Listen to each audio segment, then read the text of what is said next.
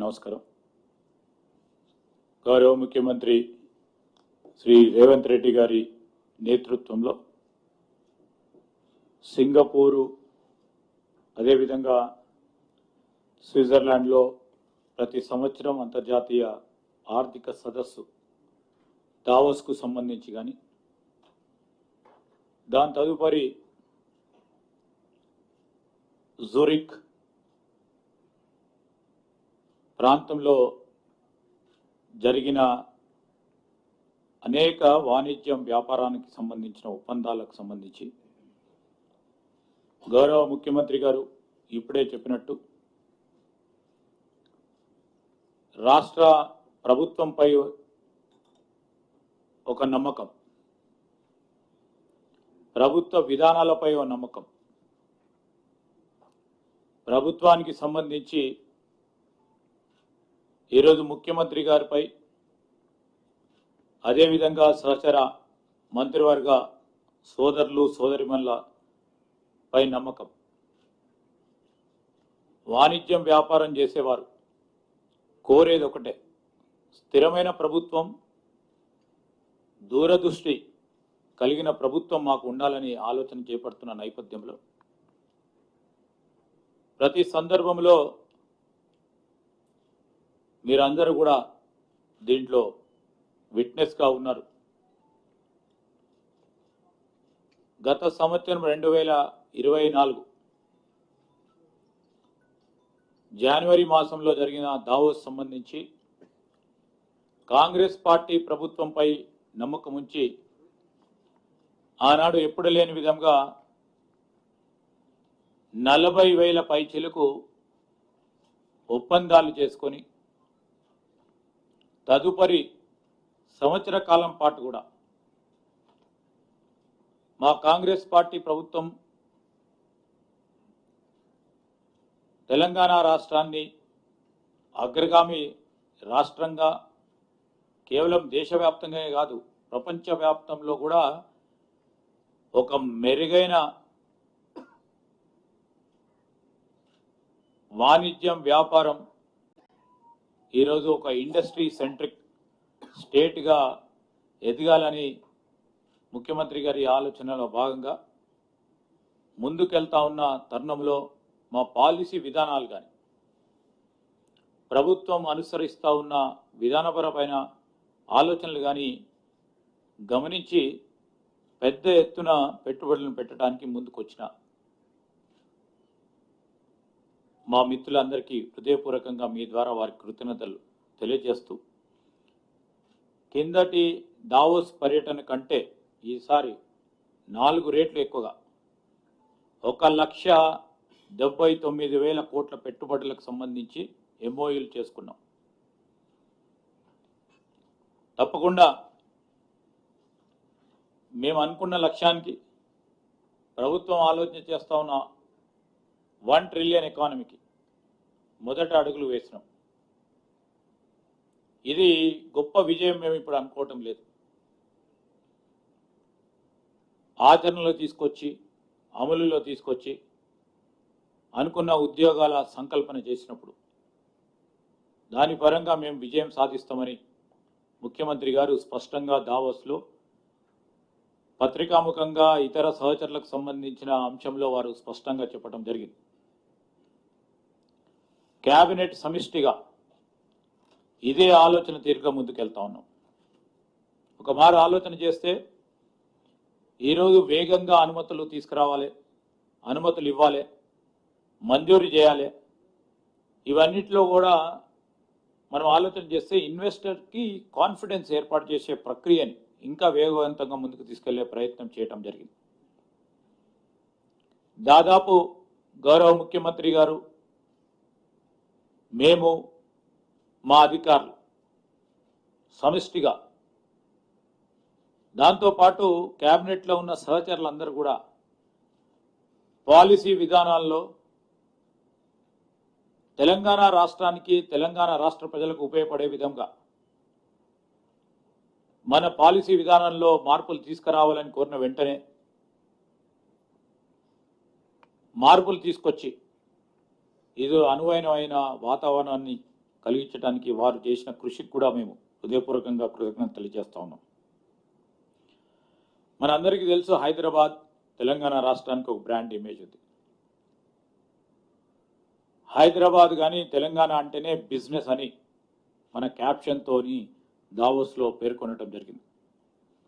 ఆ క్రమంలో ప్రతి అడుగు వేసినప్పుడు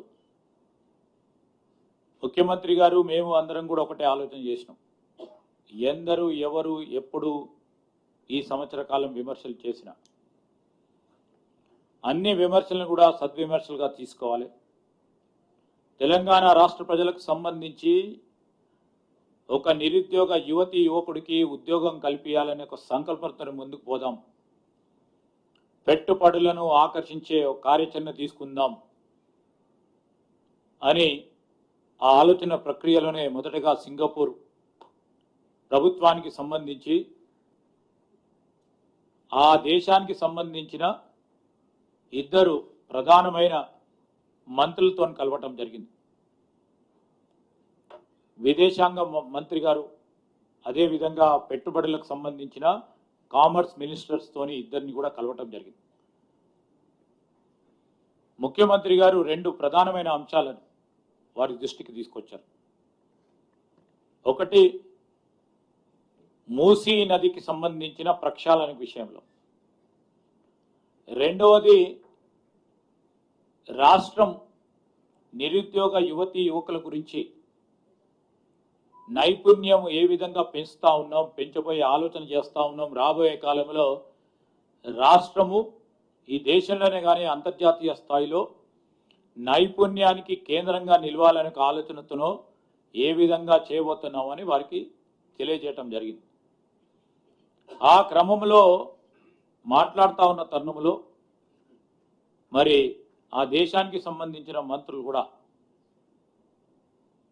వారి ఆసక్తి చూపెట్టి తప్పకుండా మా వరకు సహకారం అందిస్తామని చెప్పారు. దానిలో భాగంగానే సింగపూర్కు సంబంధించిన దేశానికి సంబంధించి ఒక చిన్న నది సింగపూర్ రివర్, చిన్నదైనా నది కానీ దాన్ని కూడా ఈరోజు మూసీ నది ప్రస్తావన తీసుకొచ్చినప్పుడు ఆ నది పరిస్థితి ఏ విధంగా ఉండని నదిని ప్రక్షాళన చేసి ఈరోజు త్రాగటానికి నీరు, స్వచ్ఛమైన గాలి ఇస్తా ఉన్న తరంలో సింగపూర్కు సంబంధించిన ప్రజలందరూ కూడా పెద్ద ఎత్తున హర్షం వ్యక్తం చేశారని మంత్రులు చెప్పడం జరిగింది. మూసీ నదికి సంబంధించి ఈరోజు మూసీ నది ప్రక్షాళన కూడా ప్రజలకు సంబంధించినది. ప్రజలకు క్వాలిటేటివ్ లైఫ్ను అందించాలని చేస్తా ఉన్న ప్రస్తావన, ఆ ప్రస్తావనకు సంబంధించి మంత్రులు కూడా పూర్తి స్థాయిలో వారు అభినందించి ముందు ఏ విధమైన సహకారం మీకు కావాలంటే ఆ విధంగా సహకారం అందిస్తామని వారు కూడా ముందుకు రావడం అనేది మాకందరికీ కూడా సంతోషకరంగా ఉందని ప్రస్తావన తీసుకొస్తా ఉన్నాం. ఈ సందర్భంలో రాష్ట్ర ప్రజల తరఫున వారికి కృతజ్ఞతలు తెలియజేస్తా ఉన్నాం. అదేవిధంగా ఇంతకుముందు ముఖ్యమంత్రి గారు చెప్పినట్టు మన రాష్ట్రానికి సంబంధించిన యువత భవిష్యత్తుకు సంబంధించి ప్రభుత్వం ఏర్పాటైన వెంటనే ఈరోజు ఈ రాష్ట్రానికి సంబంధించిన నిరుద్యోగ యువతులకు సంబంధించిన ఒక ప్రధానమైన అంశం వారికి ఉద్యోగ అవకాశాలు కల్పించాలి. ఉద్యోగ అవకాశాలు కల్పించాలంటే నైపుణ్యం పెంచాలి. నైపుణ్యానికి సంబంధించి ప్రత్యేకమైన ప్రస్తావన తీసుకురావాలి. ఈరోజు ట్రెడిషనల్ విశ్వవిద్యాలయాలు ఉన్నాయి. పరిశ్రమలకు సంబంధించిన నైపుణ్యం వారికి అందియాలంటే ఒక స్కిల్స్ యూనివర్సిటీని ఏర్పాటు చేయాలని మా ప్రభుత్వం ముఖ్యమంత్రి గారి నేతృత్వంలో యంగ్ ఇండియా స్కిల్స్ యూనివర్సిటీని ఏర్పాటు చేశాం. దాని వరకే ఊరుకోలేదు. ఈరోజు అడ్మిషన్స్ జరుగుతూ ఉన్నాయి. పరిశ్రమలకు సంబంధించి వారు ముందుకొచ్చి కొలాబరేట్ చేస్తూ ఒక స్టెప్ ముందుకేసిన వెంటనే ఇంకో అడుగుకు ముందుకు వేయాలి, వేగంగా ముందుకు నడవాలి. ప్రపంచం అతివేగంగా ముందుకు నడుస్తా ఉన్న నేపథ్యంలో మనం కూడా ముందుకు నడవాలి. రేపు మన నిరుద్యోగ యువతి యువకులకు ప్రపంచంలో ఏ విధంగానైతే నాణ్యతను పెంచేందుకు ప్రయత్నం చేస్తూ ఉన్నారో వాటికి సరి సమానంగా ముందుకు సాగాలని సింగపూర్కు సంబంధించిన పర్యటనకు సంబంధించిన ప్రధానంగా మొత్తం దావోస్కు సంబంధించి ఇంత పెద్ద పెట్టుబడులు వచ్చిన ముఖ్యమంత్రి గారు ఒక స్టేట్మెంట్ చేశారు. అక్కడ ఐటీఈ సంస్థకు సంబంధించిన పెద్దలతో చెప్పారు, ఒక పక్షాన మేము పెద్ద ఎత్తున పెట్టుబడులు తీసుకురాబోతా ఉన్నాం, ఇంకో పక్షాన మాకు కావాల్సింది అతి ముఖ్యమైనది మా యువతి యువకులకు సంబంధించిన నైపుణ్యాన్ని పెంచాలే, ఇదే మా ప్రధానమైన బాధ్యత అని ఐటీఈఎస్ వారితోని ఎంఓయూలు చేసుకున్నాం. ఈ వచ్చే సంవత్సరం నుంచి వారు ఈ యంగ్ ఇండియా స్కిల్స్ యూనివర్సిటీకి సంబంధించిన కరికులం విషయంలో ఈ యంగ్ ఇండియా స్కిల్స్ యూనివర్సిటీకి సంబంధించిన టీచర్స్కు ట్రైనింగ్ ఇప్పించే కార్యక్రమం, దానికి తోడు ఇక్కడ చదువుతున్న విద్యార్థులకు ప్రపంచవ్యాప్తంగా ఎక్స్పోజర్ ఇవ్వాలనే ఉద్దేశంతో మరి ఎంఓయూ పరంగా ఎక్స్చేంజ్ ఆఫ్ స్టూడెంట్స్ సంబంధించిన అంశం విషయంలో, అదేవిధంగా యంగ్ ఇండియా స్కిల్స్ యూనివర్సిటీకి సంబంధించి వారికి కావాల్సిన ఫినాన్సెస్కు సంబంధించిన అనేక అంశాల విషయంలో ఎంఓయూ చేసుకోవటం జరిగింది. ఒక పక్షాన 1,79,000 కోట్ల రూపాయలతో పెట్టుబడులు సంబంధించిన మన రాష్ట్ర ప్రజానికానికి సంబంధించి పెట్టుబడులు తీసుకొస్తా ఉన్నప్పటికీ ఇంకో పక్షాన మేము ఈ స్కిల్స్ యూనివర్సిటీకి సంబంధించి ప్రపంచ స్థాయిలో మెరుగైన స్కిల్స్ యూనివర్సిటీని చేయాలనే ఒక ఆలోచన దృక్పథం ఇంకా మాకు గొప్ప సంతృప్తి కలిగిందని మేము మనవి చేస్తూ ఉన్నాం. ఈరోజు Singapore institute of technical education సంబంధించిన ఈ అంశం ఒక ప్రధానమైనది.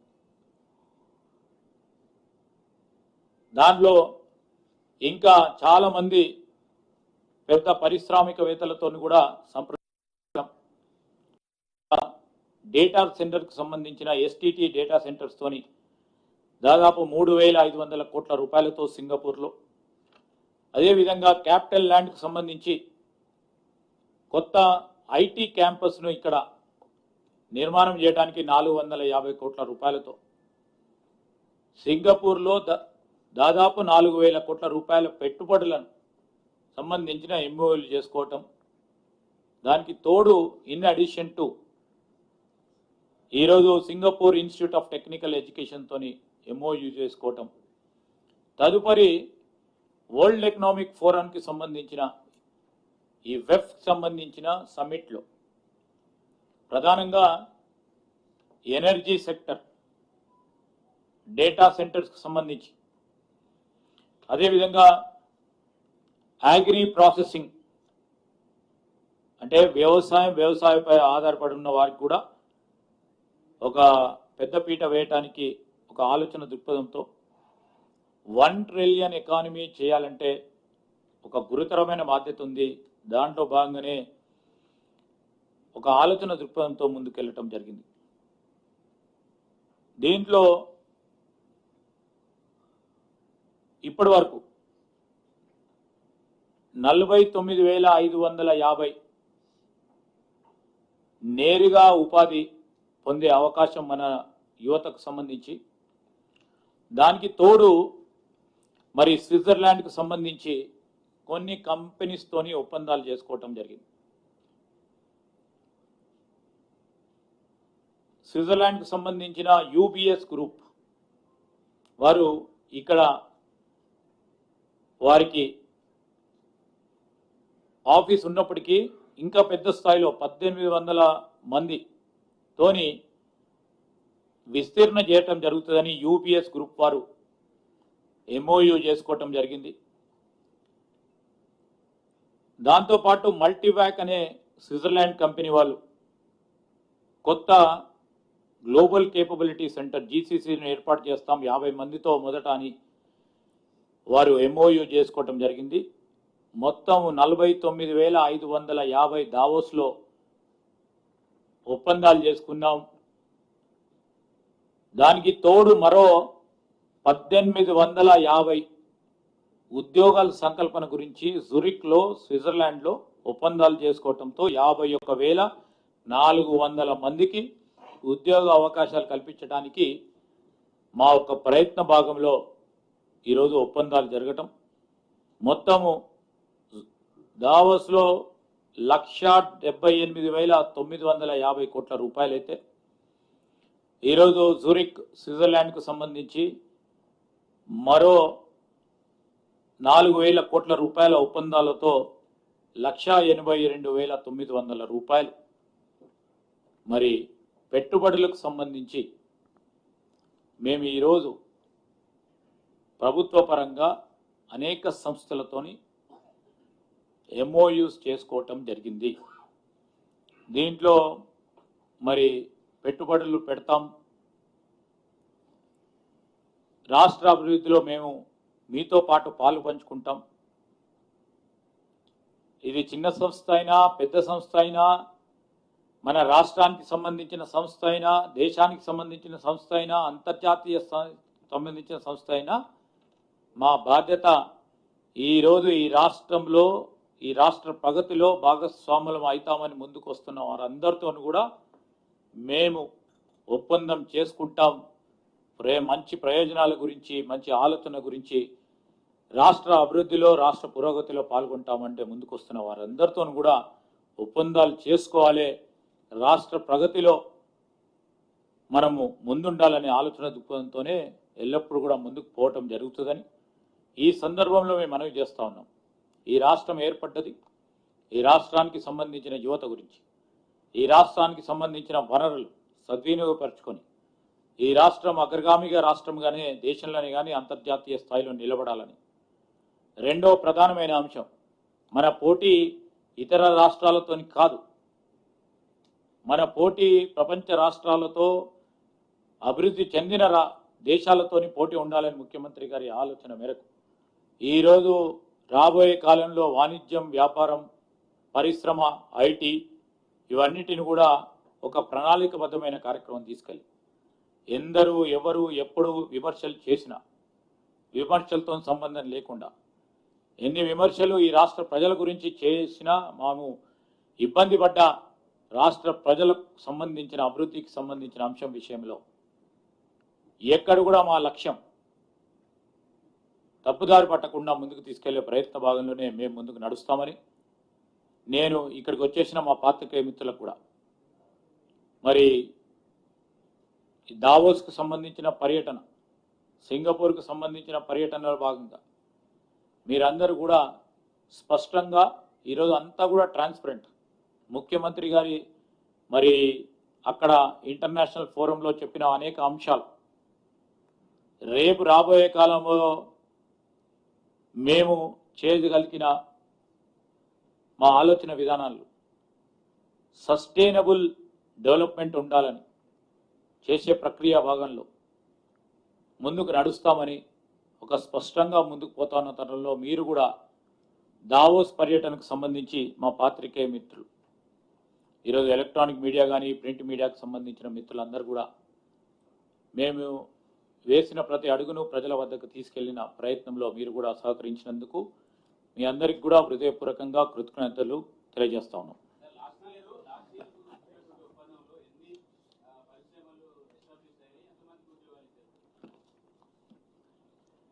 గత సంవత్సరం ఏదైతే 18 ప్రాజెక్ట్స్ 14 కంపెనీస్తోని ముఖ్యమంత్రి గారి ఆధ్వర్యంలో జనవరి 2024లో ఎంఓయూ చేసుకున్నాం.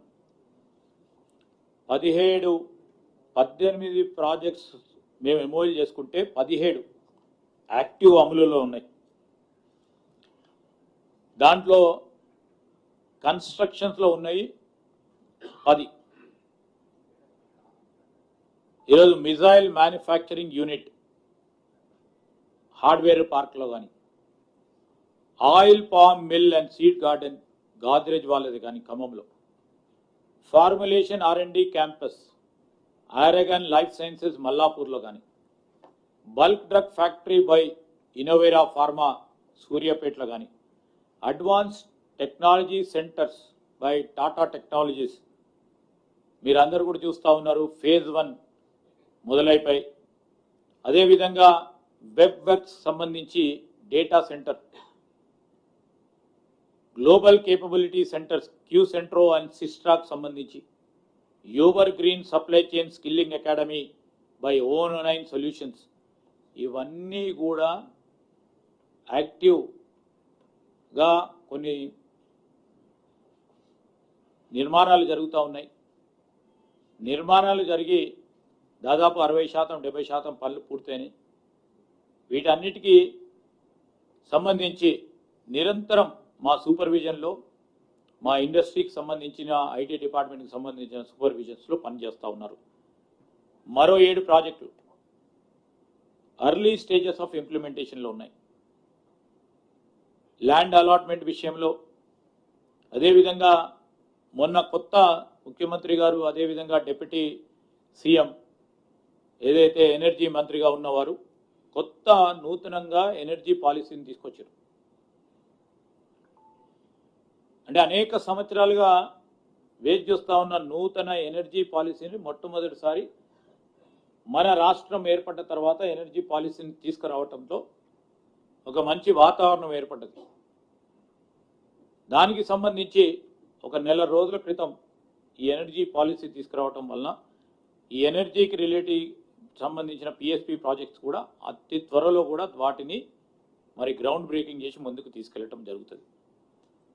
గాడ్రేజ్ ఆగ్రో కెమికల్స్ ప్లాంట్ గత సంవత్సరం చేసింది, వారికి ఆ ల్యాండ్కు సంబంధించిన అంశాల్లో కొన్ని అభ్యంతరాలు తెలియజేయడంతో ఆల్టర్నేటివ్ ల్యాండ్ను కూడా ఐడెంటిఫై చేయడానికి రెవెన్యూ డిపార్ట్మెంటు, అదేవిధంగా మా ఇండస్ట్రీ డిపార్ట్మెంట్ పనిచేస్తూ ఉన్నారు. BL agro refinery plant, Godi energy manufacturing plant, ఇవన్నిటిని కూడా మరి ఇంకా వారు ప్రస్తావనలో ఉన్నారు, ముందుకు తీసుకెళ్లే కార్యక్రమం చేస్తాం.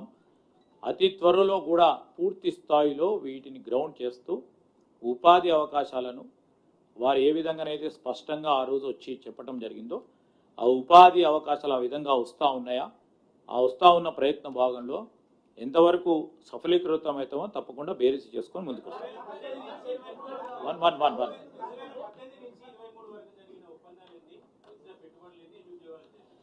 ఇప్పుడు అవన్నీ సమిష్టిగా మేము, ఎందుకంటే చాలా పాజిటివ్గా ఈ ప్రభుత్వం ముందుకు నడవాలని ఆలోచన చేస్తా ఉన్నాం. మేము అటు చెప్తే విమర్శ అంటారు, మేము విమర్శలు చేయదలుచుకోలేము. ఎందుకంటే ఆ రోజు కూడా మీరు ఒక్కసారి ఆలోచన చేస్తే, వీరు ఇప్పుడు ఉన్న ముఖ్యమంత్రి గారు PCC ప్రెసిడెంట్గా ఉన్నా, మేము ఇతర స్థాయిలో పార్టీ పరంగా ఉన్నప్పటికీ ఆ రోజు అప్పుడు వస్తున్న పెట్టుబడులు, అప్పుడు వస్తూ ఉన్న ఉద్యోగ అవకాశాల గురించి ఏనాడు కూడా విమర్శ చేయలే. ఎందుకంటే తెలంగాణ రాష్ట్రానికి సంబంధించి ఇక్కడ ఉన్న యువతకు సంబంధించి ఒక ప్రయత్నం జరుగుతూ ఉంది. ఆ ప్రయత్న భాగంలోనే మనం ఏది మాట్లాడొద్దు, లోపల ఏం మాట్లాడుకున్నా రాష్ట్రాన్ని వరకే ఉండాలి, ఏది మాట్లాడినా అంతర్జాతీయ స్థాయిలో వాతావరణం చెడిపోతుందనే ఒక ఆలోచనతోనే ఆ రోజు కూడా మాట్లాడలే. నేను ఇప్పుడు కూడా చెప్తా ఉన్నాం, కంపారిటివ్ టేబుల్స్ తీసుకొస్తాం. ఎప్పుడు స్పష్టంగా 2028వ సంవత్సరంలో గత ప్రభుత్వాలు చేసింది, మేము చేసిన ప్రయత్నం ఖచ్చితంగా చెప్తాం. ఈరోజు మేము కోరేది ఒకటే ప్రతిపక్షాలను, మేము ఈ రాష్ట్ర అభివృద్ధి సంక్షేమం విషయంలో వేసే అడుగుల్లో మీరు అడ్డు రాకుండా మీతోని మీరు సంబంధించి మీకున్న అనుభవంని మాతోని షేర్ చేసి ఆ షేర్ చేస్తే ముందుకు తీసుకెళ్లే ప్రయత్నం చేస్తాం. ఈ రోజు వచ్చింది నేను చెప్తా, మీరు అడిగిన ప్రశ్నకి ఈ రోజు డేటా తీసుకొస్తే స్పష్టంగా ఏర్పడుతుంది. ఎందుకు మాట్లాడుకోవాలి దాని గురించి. ఈ రోజు మేము ఒక పాజిటివ్ ఆప్టిమిస్టిక్ వేగా పోదామని చూస్తా ఉన్నాం.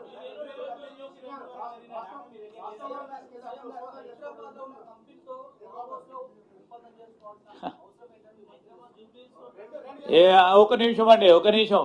ఈరోజు మన రాష్ట్రానికి సంబంధించి ఒక సంస్థ అంతర్జాతీయ స్థాయిలో పేరుగాంచిన సంస్థ మన రాష్ట్రంతోనే కాదు ఇతర రాష్ట్రాలతో అనేక ఒప్పందాలు కూడా వారు చేసుకున్నారు. ఒక అంతర్జాతీయ సంస్థ మన రాష్ట్రానికి సంబంధించిన సంస్థ అక్కడికి వచ్చి మేము మీ రాష్ట్రంతో పని చేస్తాము, మన రాష్ట్రంతో సంబంధించిన పెట్టుబడులు పెడతాము, ఉద్యోగ అవకాశాలు కల్పిస్తాను వద్దంటవా? లేకుంటే మా సోదరులు చెప్పినట్టు లేదు వాళ్ళ అనుమతి పొందుతూనే ఇక్కడ చేసుకోవాలా? లేకుంటే అమీర్పేట సెంటర్లోనే జరుగుతున్న ఇది ఒప్పందమా? ఏందంటే అంతర్జాతీయ సంస్థ, ఆ సంస్థకు సంబంధించి ఒప్పందం చేసుకుంటామంటే వస్తా అంటే మేము చేసుకోం పో, ఇక్కడ కాదు పో, రేపు రా ఎల్లుండి రా అని చెప్తామా? ఇదో this is the character of our state. Yes,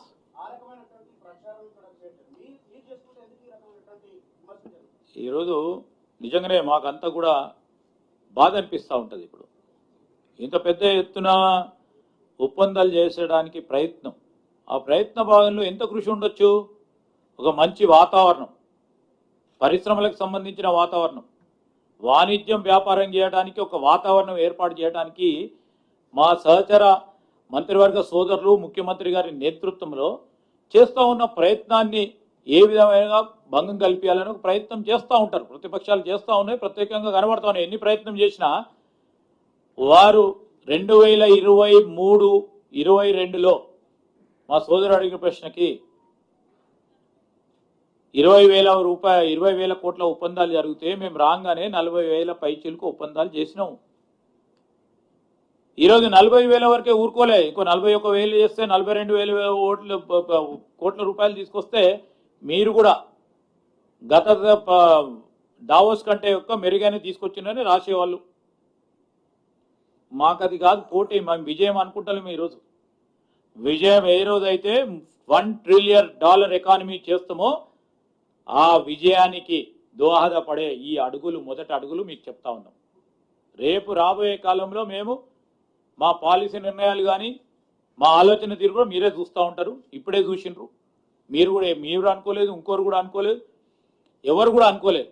రాష్ట్ర ప్రజానీకానికి సంబంధించి ఎవరు కూడా అనుకోలేదు 40,000 నుంచి 45,000 చేస్తారేమో వీళ్ళు గొప్పగా, లేకుంటే ఇంకా తక్కువ చేయాలని, ఇంకా తక్కువ వస్తాయి, మేము ఈ విధమైన విధ్వంసం క్రియేట్ చేసినామని, తక్కువ చేసిన వారికి కొంతమంది విమర్శలు చేసిన వారు 30,000 వస్తాయి, 20,000 వస్తాయని వేచి చూస్తున్న వారికి భిన్నంగా మా పారిశ్రామికవేత్తలు మమ్మలను నిజంగానే ట్రస్ట్లో తీసుకొని, విశ్వాసంలో తీసుకొని ముందుకొచ్చిన వారికి, అదేవిధంగా మమ్మల్ని ముందుకు నడిపిస్తూ ఉన్న మా ప్రజానికానికి ఈ సందర్భంలో ప్రత్యేకంగా వారికి కృతజ్ఞత తెలియజేస్తాం.